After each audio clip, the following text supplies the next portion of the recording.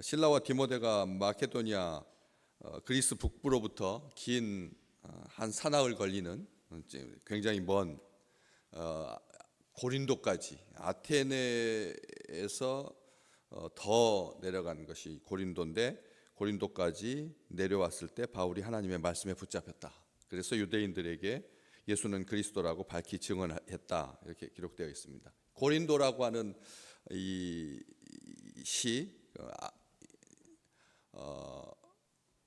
지협이라고 하죠. 지협. 그러니까 이렇게 바다 이쪽에 또 바다 이쪽에도 바다. 이 폭이 넓지 않은 한 10km 정도 되는 이 육지의 폭이 10km밖에 안 되는 지역이 바로 고린도 지역입니다. 이쪽은 동쪽은 터키하고 사이에 에게해가 있고 이 서쪽은 이탈리아하고 사이에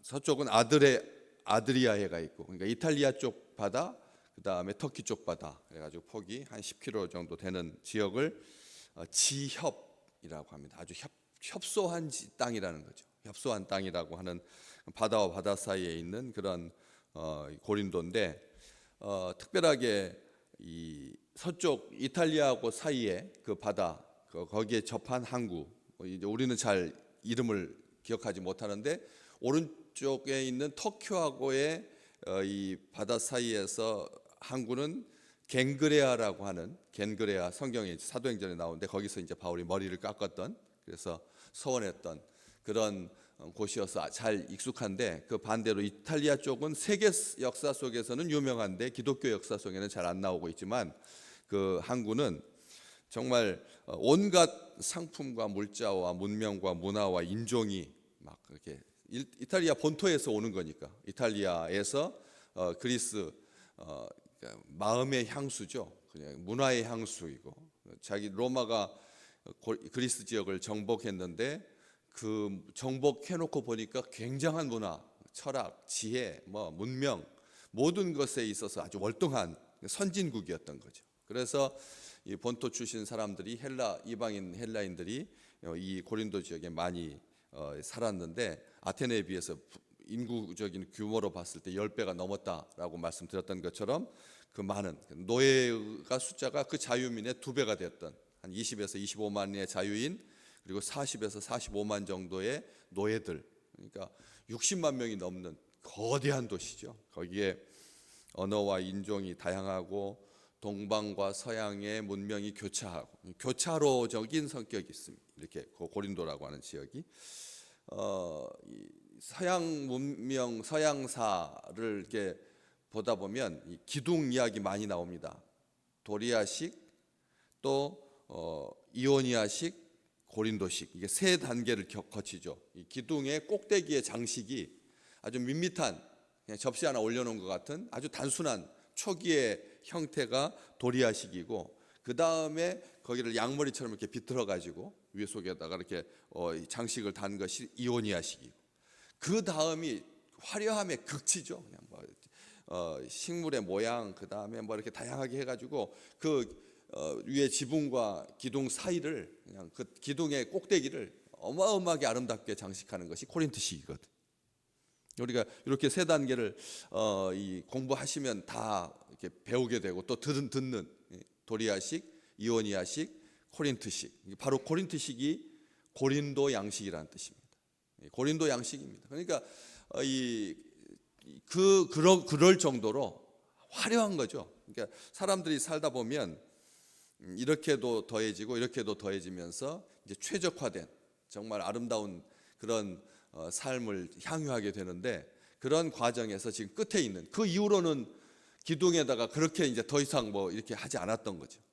그렇게 아주 완성도가 높은 그런 지역에서 판테온이라고 하는 신전이 있습니다. 신전이 고린도도 아테네 못지않게 우상 숭배가 만연해 있던 그런 곳이었는데, 공식적으로 12개의 신전이 발견되고 있고 지금도 흔적이 남아 있고, 또 아프로디테 신전에서 공창으로 유명했다. 그다음에 이 아폴론 신전에서 미소년을 고용해 가지고 성매매가 이루어졌다.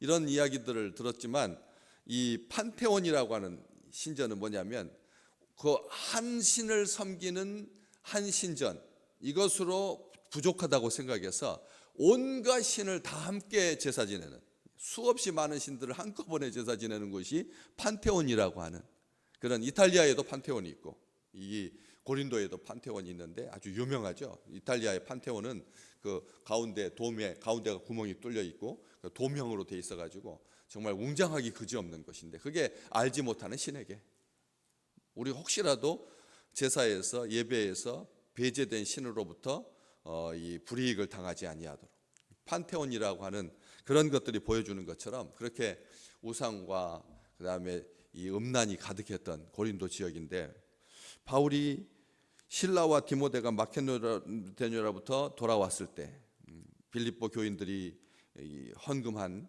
이 선교 헌금을 가지고 함께했을 때, 기쁨의, 믿음과 기쁨의 좋은 소식으로 격려했을 때 바울이 어떻게 된, 5절 말씀에 보면 하나님의 말씀에 붙잡혔다. 그러면 우리는 이렇게 생각하기 쉽습니다.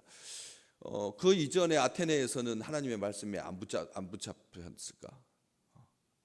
마게도니아에서는 하나님의 말씀에 안 붙잡혔나? 그 이전에는 유럽의 첫 성에 도착했을 때 빌립보에서는 하나님이 말씀으로 붙잡아 주지 않았단 말인가? 왜 갑자기 5절 말씀에 하나님의 말씀에 붙잡혀 라고 기록되어 있느냐?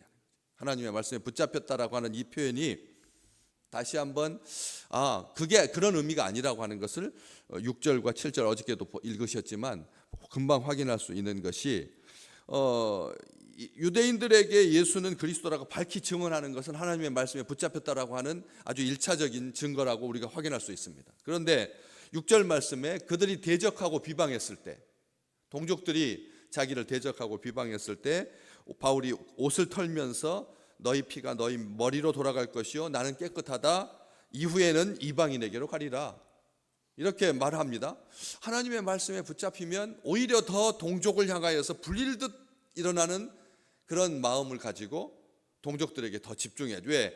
이스라엘의 잃어버린 자들에게 가라. 우리 주님께서 말씀하셨으니까 동족들을 끝까지 붙잡아야지. 비방하고 조롱했다 그래서 말씀에 붙잡힌 자가 갑자기 자기 동족을 향하여서 정말 저주 형태, 이게 저주가 아닙니다. 아시겠지만 옷을 턴다라고 하는 이 의미, 너희들을 영접하지 않는 자가 있으면 우리 주님께서 말씀하셨잖아요.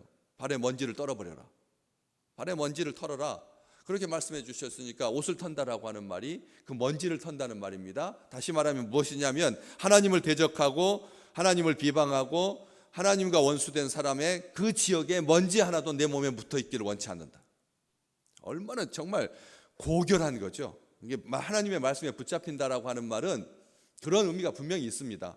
하나님과 대적하는 것에 대해서 용납하지 않겠다. 굉장한 거죠. 동족들한테 바울이 어떤 형태로 이 취급을 받았나? 바울이 신뢰할 만한 사람이었어요. 땅땅할만하고 체구는 다부지고 그 다음에 겉모습이 이렇게 범상치 않은, 눈은 거의 붙어, 눈썹은 미간은 좁고 그 다음에 키는 작고 체격은 다부진 이 바울이 동족들에게 대해서 만만치 않죠. 자기도 젊은 지금은 이제 거의 50년 경이니까 아주 원숙한 그런 때지만 이 바울이 동족들에게서 그 먼지를 떨었다라고, 옷을 털어버렸다라고 하는 그 말, 나는 깨끗하다, 나는 이방인에게로 갈 거다라고 하는 말이 하나님의 말씀에 붙잡힌 자의 이 거룩함 잘 보여주는 거죠. 이게 성별 의식이었으니까 옷에 먼지를 턴다라고 하는 말이 이방인 땅을 혹시라도 지나오면서 아니면 회칠한 무더미를 지나오면서 부정하게 된 것을 정결하게 하려고 하는, 거룩하게 하려고 하는 그런 행위였습니다. 신앙의 고백이었습니다. 선언이었습니다. 분명합니다, 이것은. 그런데 더 이상 미련을 갖지 않겠다. 동족들에게 너희 피가 너희 머리로 돌아갈 것이다, 나는 깨끗하다, 나는 어쩔 수 없다. 그런데 어디로 갑니까? 그렇게 말해놓고, 동족들에게 그렇게 말해놓고 어디로 갑니까? 7절 말씀에 거기서 옮겨 하나님을 경외하는 디도 유스도라고 하는 사람의 집에 들어가니 그 집은 회당 옆이었다. 동족들이 미워서 나는 너희들하고 상관없다 하고 옷을 떨었는데 어디로 갔다고요? 유대인의 회당 옆으로 갔다는 게 무슨 말입니까? 로마서 9장 3절 나의 형제, 고륙의 친척을 위하여 내 자신이 저주를 받아서 그리스도에게서 떨어질지라도, 그리스도에게서 끊어질지라도 나는 우리 조국 형제들이 하나님 앞에 그렇게 하나님의 백성으로 하나님께 돌아오고 하나님께 회개해서 하나님의 은혜 가운데 있기를 원한다. 바울이 그렇게 말했거든요. 다시 말하면 말씀에 붙잡혀서 겉으로는 동족들한테 너 이제 더 이상 포기한다, 너 이제 싫다, 나 이방인으로 갈 거다라고 하는 말이 어떤 말이었다는 거죠? 그냥 입에 발린 소리였다는 거죠. 자기 본심이 아니었다는 거죠. 동족을 깊이 사랑하고 있었다는 거죠. 우리가 신앙생활하면서 이게 이제 이스라엘로 하여금 질투나게 하는, 이방인에게로 갈 거다라고 하는 말은 얘들이 말 안 들으면 저 아들 삼을 거다, 제가 내 아들이다, 다른 아이를 보고 내 아들이다라고 말해서 아이로 하여금 질투나게 하고 더 붙잡게 하려고. 이게 참 신앙 안에서, 믿음 안에서 우리가 이 말로만 한 것 같지만 아니라는 거죠. 다시 말하면 질투나게 해서 회당 바로 옆집으로 가가지고, 이 디도 유스도라고 하는 이 사람, 바로 그 집이 뭐가 됩니까? 고린도 교회가 되는 거예요. 디도 유스도라고 하는 이 사람, 이 고린도 교회가 됩니다. 뭐라고, 그 사람에 대해서 뭐라고 표현하냐면 하나님을 경외하는 사람. 우리 많이 들었죠. 고넬료도 하나님을 경외하는 사람. 이 말은 무슨 뜻이냐면 이방인 중에서 하나님을 믿은 사람, 하나님을 두려워하는 사람. 이방인 중에서 하나님을 두려워한다. 느부갓네살 왕도 마찬가지고 있습니다. 하나님께서 다 그 태초부터 작정하신 사람이 있거든요. 그렇기 때문에 고린도를 음란한 도시, 타락의 도시, 그렇게 일반화시키지 아니하고 그 속에 하나님을 경외하는 사람, 복 있는 사람이죠. 경건한 이방인, 고린도 교회의 시작, 하나님의 놀라운 역사, 생명의 역사. 우리 주님께서 말씀하셨습니다. 나를 믿는 자는 네 배에서 생수의 강이 흘러 넘칠 거다. 생수의 강이 흘러 넘치는 그런 역사를 시작하게 하셨다라고 하는 것이죠. 또 8절 말씀해 보면 또 회당장 그리스도, 회당장은 유대인입니다. 유대인만 회당장이 될 수 있습니다. 그 유대인 그리스도 온 집안과 더불어서 주를 믿고 또 수많은 고린도 사람도 듣고 믿어서 세례를 받았다. 하나님의 말씀에 붙잡힌다라고 하는 말은 더 그런 말이라고 하는 거죠. 더 사로잡힌다는 뜻입니다. 이게 미완료형으로 되어 있거든요. 계속해서 사로잡히는 것을 말합니다. 오늘 우리 믿음의 백성은 한 주간 마치고 이제 새해 들어서 첫 월정 기도로 또 저녁에 모일 때 더 마음에 하나님의 말씀에 붙잡히시기를 주님의 이름으로 축복합니다. 새해 들어서 약속, 하나님과의 약속에 보니까 성경 많이 통독하겠습니다. 성경 통독하겠습니다. 하나님의 약속 붙들겠습니다. 굉장히 많더라고요. 이 하나님과의 약속에 손하기에 하나님과의 나의 기도 제목, 그리고 하나님의 약속 보니까 올해 새해는 더 하나님의 말씀에 사로잡혀서 살겠습니다. 하나님 말씀 더 붙잡겠습니다. 더 읽겠습니다. 더 쓰겠습니다. 더 암송하겠습니다. 더 깊이 묵상하겠습니다.